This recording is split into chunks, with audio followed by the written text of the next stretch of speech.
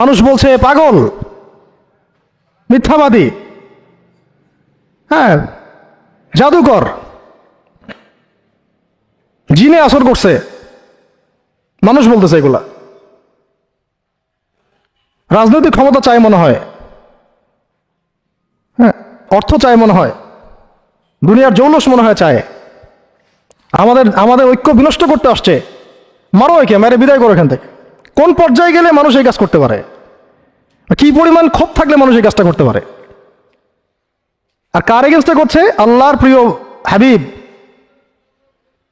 যার জন্য আল্লাহ পাক ফিরদাউস রেখেছেন, মাকামে মাহমুদ রেখেছেন, যার সুপারিশ ছাড়া আমরা মনে হয় না জান্নাতে কেউ যেতে পারবো, অসম্ভব। যার সুপারিশ ছাড়া বিচার শুরুই হবে না কিয়ামতের মাঠে, হিসাব নিকাশ শুরুই হবে না, জান্নাত তো বহুত দূরের কথা।